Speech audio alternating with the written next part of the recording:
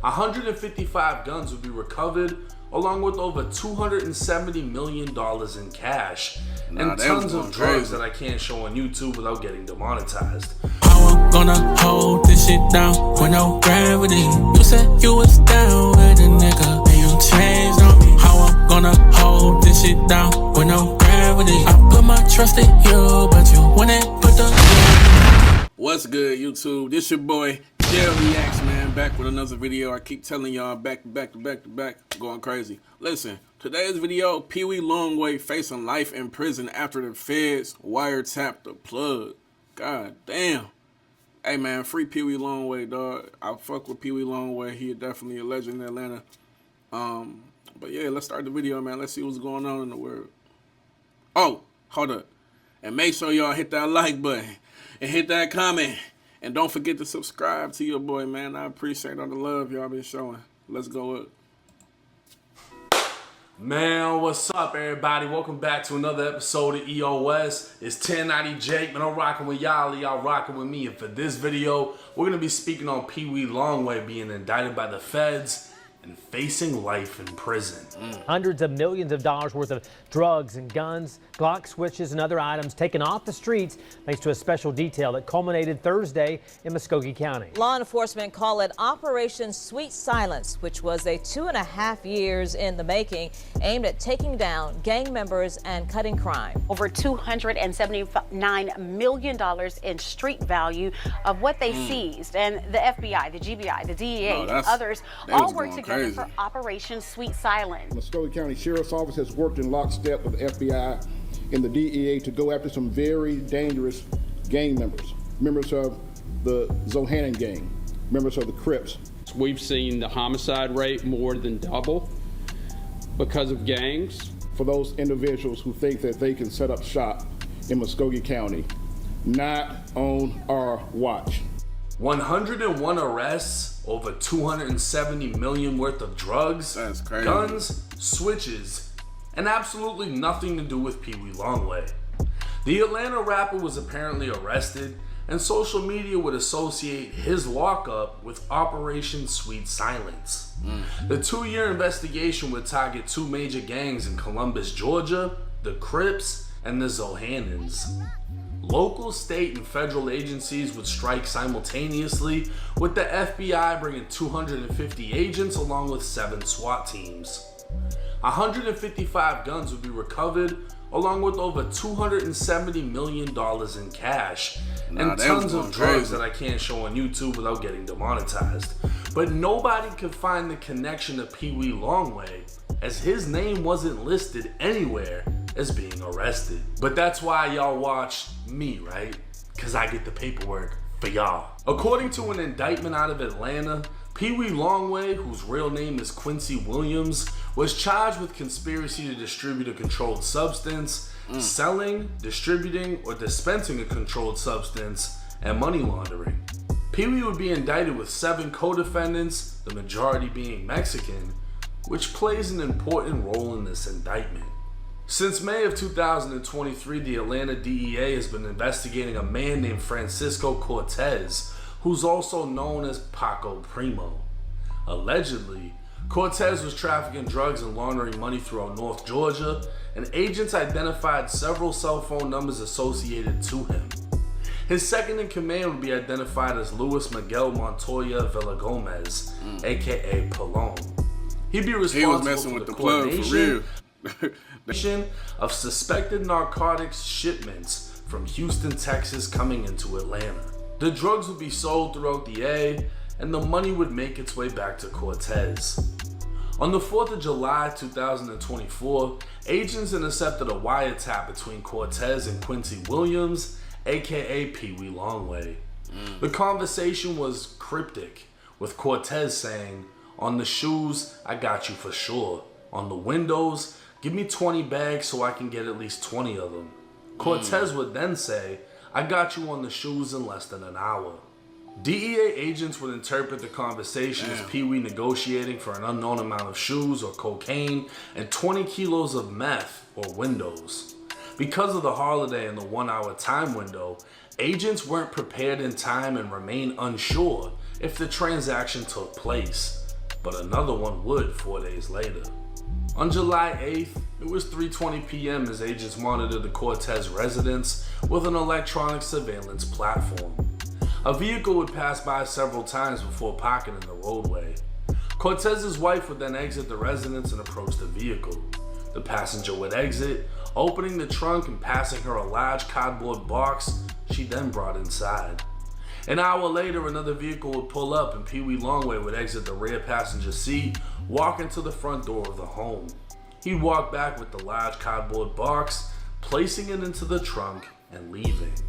On July 11th, agents intercepted another wiretap between Cortez and his second in command for a sale of 40 kilos of cocaine that would take place the next day. A van would be seen unloading and loading at Cortez's home, and agents would trace it to another home they'd hit with a search warrant. Agents wouldn't find any drugs, but would recover $500,000 in cash bundled in shoeboxes. Throughout the criminal complaint, the focus would remain on Cortez, in shoeboxes. And it would appear he was the plug. He saved his bread. But at this point, no agent could prove PeeWee Longway did anything aside from pick up a box that could have had anything inside of it. In fact, that's all they had on him. He could have literally picked up shoes in a box. But regardless, he'd be charged with conspiring to distribute at least 500 grams of meth and 5 kilos of cocaine, all because of a wiretap conversation with no proof that the deal even went down. That's how scary the feds are. Arrest warrants would go out and PeeWee Longway would be placed into custody. The feds would file an order of detention pending trial, meaning they didn't want PeeWee released on bond. Reason being, he has a lengthy criminal record with several prior convictions for drug offenses and violations of parole or probation. During his arrest, his home and recording studio were both searched. Within the studio, agents recovered 7 firearms and 3,000 M30 or Perk 30 pills believed to be cut with fentanyl. Within his home, they'd find 3 more guns, 2 of which were stolen, along with marijuana and a small amount of other narcotics. PeeWee has yet to be charged with the firearms and 3,000 pills, but for the charges he does face, PeeWee is looking at up to a life sentence in federal prison just for conspiring to buy large amounts of cocaine and meth. It's likely the feds will use the 3,000 pills and guns as a last resort to bury the rapper in prison. Now all of that 270. I ain't gonna lie, they might be trying to sit PeeWee Longway down for a long time. He gonna definitely do a long time for sure. Like, you know what I'm saying? Free PeeWee Longway though, man. I was definitely rocking with bro music for a minute, but that shit messed up though. I ain't gonna lie. Million worth of drugs and the gang takedowns, and PeeWee's not in none of that paperwork. Oh, okay. That doesn't have shit to do with him. So PeeWee might be straight then. He ain't in none of that crazy paperwork, you know what I'm saying? So he might be smooth. It just so happens everything kind of happened at the same time. Allegedly, the word is they're cracking down on the cartels, bringing drugs into Atlanta. And all of his co-defendants in this case are Mexican. But I'm not saying nothing about no cartels, because they don't motherfucking play. So, we just gonna keep it moving. Anyways, as far as PeeWee Longway goes, the feds are so fucking scary that if you just say something over the phone about buying something and they think it's something else, they can come raid your studio, raid your house, charge you with a conspiracy of buying an insane amount of meth and cocaine even though it never happened. The only proof that they have is you walked up to a door, a lady gave you a box, a cardboard box, and you put it in your trunk. That's it. That's the only evidence they have. That and a wiretap conversation of what they think is you buying cocaine and meth. That's enough for you to get picked up and face life in federal prison. That's crazy. Now the 3,000 fentanyl pills that were apparently found in the studio, I don't know if they can charge him with that. How can they prove that they were his? Exactly. It's a They found it recording in the studio. studio. Who all Exactly. uses the studio? I don't necessarily think that can just fall on him. No, facts. Now it's a sensitive topic because Rich Homie Quan just passed away. Rest in peace, Rich. Big Scar passed away. Rest in peace, Scar. The female that was signed to Gucci passed away. Santon, right? Rest in peace. All of these were overdose deaths. Most likely relating to fake pills, cut pills. It's tough to be a supporter of the trap era of music, right? Because back then, or when I was in high school, like 2010, that's what the music was. It was trap music, even before that. You know what I mean? Fentanyl wasn't a thing. Nowadays, the dudes that are pushing this and selling that, that's what they're pushing. And it's killing everybody. Those 3,000 pills, if they can somehow connect it to him, that's another charge that I guarantee he does not want. Now, they also found guns in there, 7 guns, whatever. But they did find 3 guns inside of his house, 2 of which were stolen.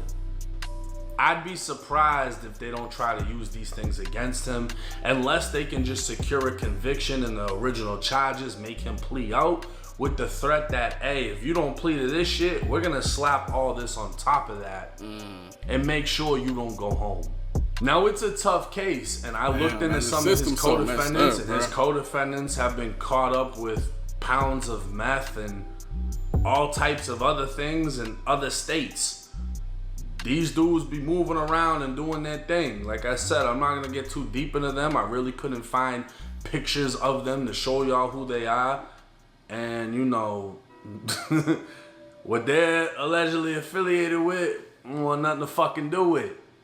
But as for PeeWee Longway, I'm gonna be honest, it does not look good. He had nothing to do with the big operation. This is his own thing. It's just him and these co-defendants. I think 7 people in total. And we'll just have to wait and see on an update. But like I said, in my opinion, they got you on conspiring to buy and sell 500 pounds of this and 5 kilos of that. Yeah. I'd never want to be in that position. Let me know y'all's thoughts and comments in the comment section. It's 1090 Jake. I'm rocking with y'all rocking with me. Until next time. Nah, that's crazy, y'all. I ain't gonna lie, man. Free that man, PeeWee Longway. You know what I'm saying? And hopefully he'll be home soon. You know what I'm saying? That's crazy, though, to hear. For real. But with that being said, man, this your boy Jail Reacts. Make sure y'all hit that like button. Make sure y'all drop a comment. And don't forget to subscribe to your boy, man. I appreciate y'all for watching this video. And I'll see y'all next time.